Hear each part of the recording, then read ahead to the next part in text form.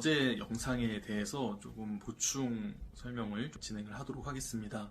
일단 저는 이번 선거를 보면서 결과적으로 보면은 이거는 그야말로 민주주의의 패배라고도 볼 수가 있지만은 그 이면에 의미적인 부분에 있어서는 그래도 상당히 유의미한 결과들이 많이 나오지 않았나라는 부분들을 저는 긍정적으로 보고자 하는 입장입니다. 그리고 이런 것들을 통해서 제가 느낀 점은 무엇인지 말씀을 드려보면, 첫 번째는 지금 거대 집권 여당에 똘똘 뭉쳐있는 세력들이 생각보다 그렇게 견고하지 못하고, 그들이 단일화를 사실상 이루어내지 못하고 그들 간에 약간의 이해관계에 있어서 균열이 일어나고 있다라는 사실을 좀 발견을 할 수가 있었습니다. 두 번째는 이번에 부정선거 관련해서 이런 것들을 조사하는 감시단 역할로 미국 백악관에서 사람을 하나 보냈어요. 모스턴 대사라고 하는 사람인데, 이 사람이 수사하는 과정에서 정부의 눈총을 받으면서 24시간 일거수일투족을 감시하는 집요한 괴롭힘을 당해왔습니다. 그런데 불과 얼마 안 있어가지고 그 말도 안 되는 혐의를 갖다 붙여서 또 소송을 걸었어요. 그것을 이제 출국 금지 신청을 했거든요. 근데 이 사람은 국제적인 공적인 업무를 할 게 많은 대사잖아요. 그렇다 보니까 가처분 신청을 할 수가 있는데 그 제대로 듣지 않고 그 판결을 내리고 심사하는 과정이 굉장히 딜레이가 되면서 판사가 그것을 처분하기가 곤란하니까 거기서 빠져버리고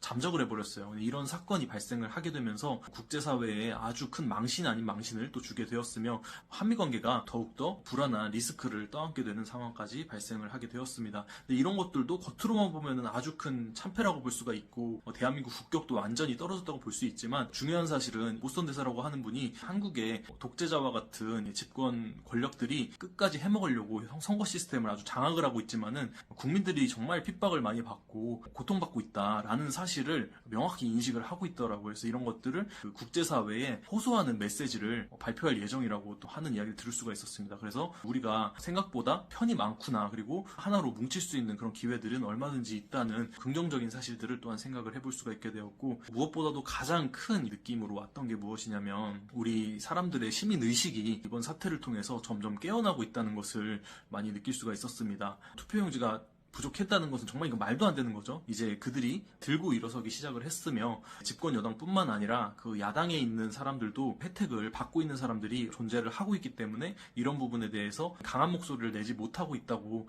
하는 새로운 개념들을 또 배우게도 되었는데요. 엔추파도스라고 하는 개념을 통해서 적이라고 하지만은 뒤로는 모종의 거래를 하고서 현 체제가 유지될 수 있도록 조력자 역할을 해주는 사람들이 또 존재하는 것들을 알게 되었고, 어쨌든 간에 이런 부분들을 국민들이 이제는 더 이상 모르고 있는 바가 아니기 때문에, 국민들이 더 이상 좌시하지 않는 이상 이제는 기득권을 가지고 있는 사람들도 긴장하지 않을 수가 없다라는 것들을 깔고 들어간다는 것을 보여줄 수 있는 참 유의미한 시간이었습니다.